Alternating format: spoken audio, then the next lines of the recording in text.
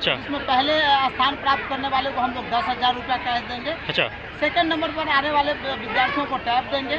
Third number पर आने वाले विद्यार्थियों को हम लोग साइकिल देंगे।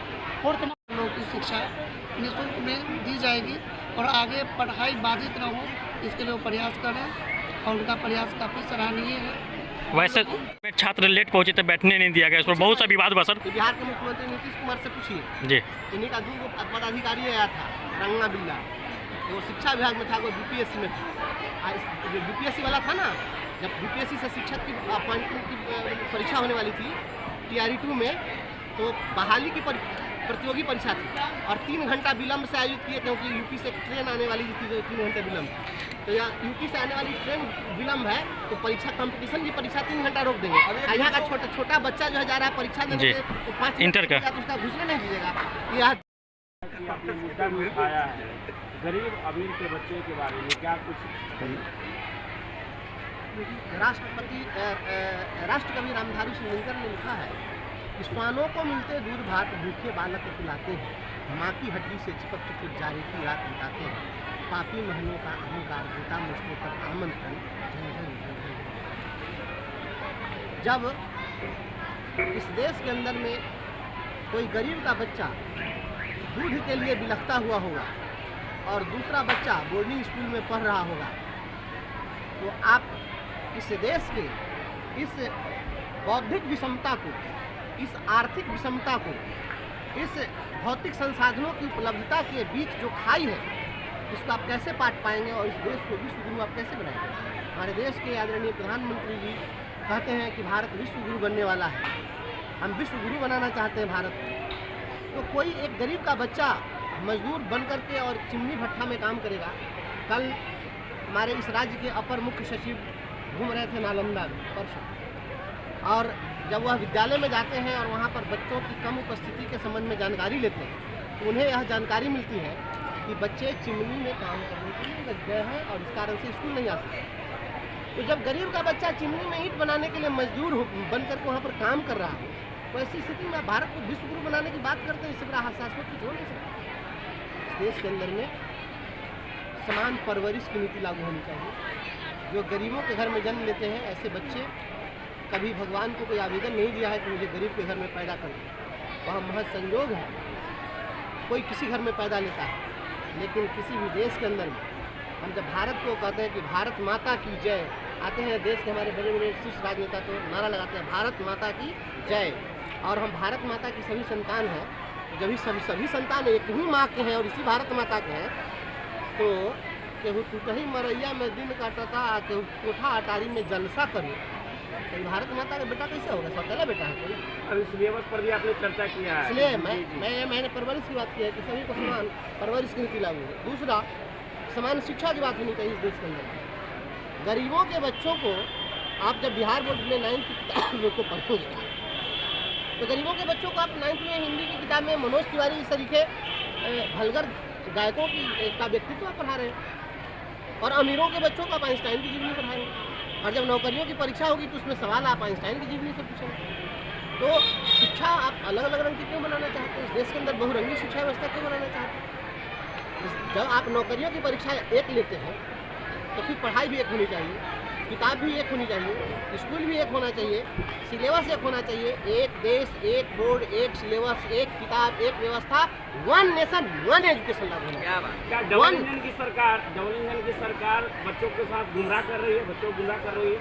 कोनो इंजन के सरकार हो, डबल रही है चाहे ट्रिपल रही है, इंजन सब राजनेताओं के घर में सुविधा पहुंचाने वाला इंजन है, गरीबों के घर में सुविधा पहुंचाने वाला इंजन नहीं है।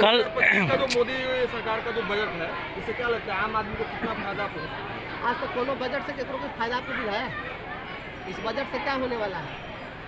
या ऐसे बजट आने से उसमें किसी को टैक्स का स्लैब ये हो गया, अब टैक्स का स्लैब इन्होंने कहा कि 12 लाख तक जिसकी आमदनी होगी वो टैक्स से, तो ठीक है, जिनको 12 लाख रुपया तक आमदनी है, अब हमको आमदनी अगर 12 लाख तक है तो हमको लाभ मिल जाएगा, तो गरीब को उससे क्या मिल जाएगा? लेकिन एक चीज़ मैं बताता हूँ, किसी बजट इन चीज़ों से कुछ नहीं होने जाएगा। इस देश के अंदर में आप किसी का घर बना दीजिए तो उससे क्या उसकी ज़िंदगी में खुशहाली है? हर व्यक्ति को आप वह व्यवस्था करिए, वह खुद अपने पैर पर खड़ा होकर के वह सरकार के ऊपर आश्रित नहीं हो। समाज के जो पिछले तबके के लोग हैं उनके सशक्तिकरण के लिए क्या कुछ कदम उठाया जाना चाहिए? सबसे पहले समाज में सशक्तिकरण की कोई भी देश जहाँ भी विकसित हुआ है, कहीं भी कोई भी व्यक्ति डेवलप कर सकता है। उसका ज़मीन जो है, उसकी नींव जो है वो एजुकेशन का स्टोर करना है। सबसे पहले आप शिक्षा की व्यवस्था को मजबूत करिए। शिक्षा केजी से लेकर पीजी तक शिक्षा फ्री दिल्ली में, क्या बिहार में भी ऐसा कुछ होने वाला है ना? शिक्षा फ्री शिक्षा आपको मिल रही है। आपका देखिए फ्री शिक्षा हम आपको फ्री में कभी आपको शिक्षा देंगे। आप भोजन का उपाय नहीं है, आपको तब जाकर शिक्षा मिलेगी। भूखे भजन में हो ही गोपाल ले लूँ अपनी कंठी मांगा। तुलसीदास जी कहे भगवान का भजन तो भूखे वही नहीं करता। मैं परवरिश की नीति जो रहा हूँ और फ्री शिक्षा की बात आप मत करिए। शिक्षा आपको अच्छी का सारी व्यवस्था कर दी गई। घर से आपको आया, आपको खाना खाते हुए नहीं किया, कपड़ा सही ढंग का पहन में नहीं किया, आप तो लड़ाई था उसके लिए।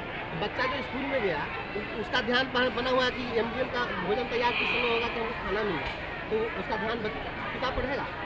आप व्यवस्था ऐसी करिए कि किसी भी व्यक्ति के पास में अध्ययन के अलावा दूसरे किसी भी चीज़ पर सोचने की ज़रूरत नहीं पड़े। सारा फेवरेबल कंडीशन आप उपलब्ध करा दीजिए। सर कल इंटर का एग्जाम था और 5 मिनट छात्र लेट पहुंचे थे, बैठने नहीं दिया गया, इस पर बहुत सा विवाद हुआ सर। बिहार के मुख्यमंत्री नीतीश कुमार से पूछिए जी, इन्हीं का 2 पदाधिकारी आया था, रंगना बिल्ला, वो शिक्षा विभाग में था, वो BPSC में था। जो BPSC वाला था ना, जब BPSC से शिक्षक की अपॉइंटमेंट की परीक्षा होने वाली थी TRE-2 में, तो बहाली की प्रतियोगी परीक्षा थी और 3 घंटा विलम्ब से आयोजित किए, क्योंकि यूपी से ट्रेन आने वाली थी जो 3 घंटे विलम्ब। तो यहाँ यूपी से आने वाली ट्रेन विलम्ब है, तो परीक्षा कंपटीशन की परीक्षा 3 घंटा रोक देंगे। यहाँ का छोटा बच्चा जो है जा रहा है परीक्षा देने के, तो 5 इंटर का तो उसका घुसने नहीं दीजिएगा।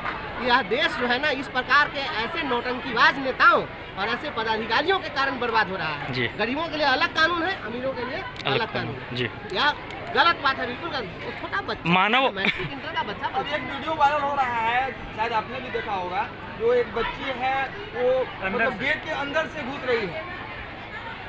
देखिए आप जो कह रहे हैं, मैं तो कह रहा हूँ ना, अपन बाल बच्चा रहे तब ना। देश के प्रधानमंत्री और देश के मुख्यमंत्री जी को जब उनका बाल बच्चा रहता है, उनके बच्चे को उस प्रकार से गेट के अंदर घुसना पड़ता है, ऊपर से कोई लाठी से पीटता है, जैसे कुत्ता बिलाई को मारता है, कम में दर्द होता है भाई।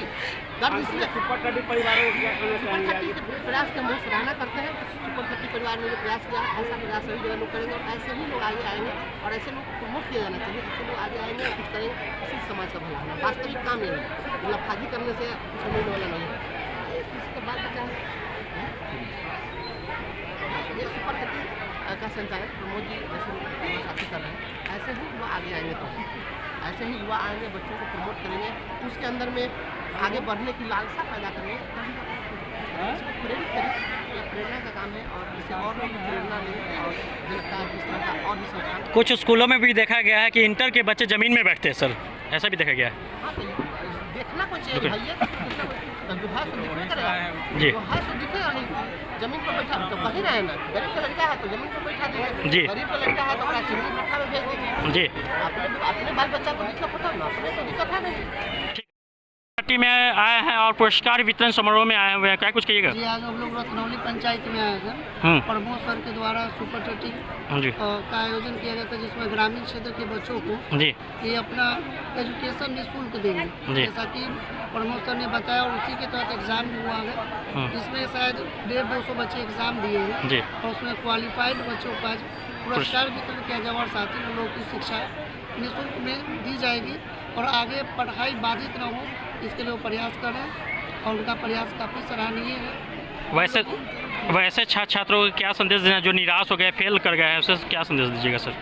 निराश करके फेल, ऐसे बच्चे जो निर्धन हो, गरीब परिवार से, वो बच्चे सुपर 30 से जुड़े और यहाँ के जो डायरेक्टर उनसे भी हम आग्रह कर रहे हैं कि गाँव-गाँव में भी ये लोग प्रयास करें कि जो प्रतिभावान बच्चे हैं उन बच्चों को ढूंढकर और उसको एक साक्षरता की श्रेणी में लाए, जो बच्चे पिछले हुए दशे में न हो और अपने आप को अपमानित महसूस न करें। जी, जो फेल किए हैं जी, क्या परिचय सर? मेरा नाम सुशील कुमार, जिला परिषद प्रतिनिधि, दिल्ली 25, स्वराज राज्य स्तरीय कमेटी सदस्य बिहार। Thank you sir. कार्यक्रम का आयोजन किया गया है, क्या कुछ कहिएगा? विद्यार्थी भाग लिए हैं और शॉर्ट में हरियाली बोल, क्या कुछ कहिएगा? आज सुपर 30 का आयोजन किया गया। यह पुरस्कार वितरण समारोह 9 पंचायत के 450 विद्यार्थियों के बीच 19 जनवरी को एग्ज़ाम कंडक्ट करवाया गया। उसका आज 2 फरवरी को प्राइज डिस्ट्रीब्यूशन है और यह प्रोग्राम रत्नौली पंचायत के मुख्य प्रतिनिधि अजय कुमार सहनी जी, वर्तमान पैक्स अध्यक्ष ऋषिकेश सहनी जी, कमल सहनी जी सोनू सिंह, उसके बाद सुरेंद्र कुमार, सुनील सहनी जी, सभी लोग के देख रेख में हो रहा है। आज पुरस्कार वितरण किया गया है, इसमें मैंने क्या किन किन बच्चों को मैंने दिया गया? पुरस्कार वितरण समारोह में अब हम लोग यहाँ से शुरू करें। कितने लोगों की लिस्ट बनी है, कितने लोगों की लिस्ट? टॉप 10 में 16 विद्यार्थियों का चयन हुआ है। अच्छा। इसमें पहले स्थान प्राप्त करने वाले को हम लोग 10,000 रुपया कैश देंगे। अच्छा। सेकंड नंबर पर आने वाले विद्यार्थियों को टैब देंगे। थर्ड नंबर पर आने वाले विद्यार्थियों को हम लोग साइकिल देंगे। फोर्थ नंबर पर आने वाले विद्यार्थियों को स्पोर्ट्स शूज़ देंगे। फिफ्थ नंबर पर आने वाले को बैग देंगे। सिक्स नंबर आने वाले स्टूडेंट को स्कूल ड्रेस का कपड़ा देंगे। सेवेंथ नंबर पर आने वाले स्टूडेंट को लंच बॉक्स देंगे।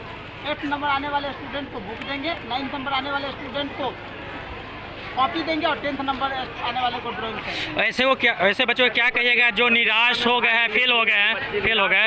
प्रतियोगिता नहीं, क्या कहेंगे? बच्चों के लिए क्या? किसी भी बच्चे को निराश होने की जरूरत नहीं है। हमारी सुपर 30 संस्थान और प्लेटोनिक अकेडमी उनके लिए बहुत बेहतर सोच रही है और इस आयोजन के समाप्ति के बाद हम लोग जो है कि अगले दिनों से ही प्रत्येक घर से हीरा तराशने की कोशिश करेंगे और वैसे प्रत्येक छात्रों के पास हम लोग पहुंचने का काम करेंगे कि जहां जिनके गार्जियन अपने बच्चे को नहीं पढ़ा पाएंगे, वहां हम लोग जो है यहाँ के मुखिया प्रतिनिधि अजय कुमार सहनी जी हैं, वर्तमान पैक्स अध्यक्ष ऋषिकेश सहनी जी हैं, सभी लोगों को एक साथ मिला के उन तमाम बच्चों को हम लोग शिक्षा एग्जाम में कितना छात्र भाग लिए थे? एग्जाम में कितना छात्र भाग लिए? 450 विद्यार्थी भाग जी, जिसमें अच्छा नाम हमारा प्रमोद कुमार, सुपर 30 के संस्थान।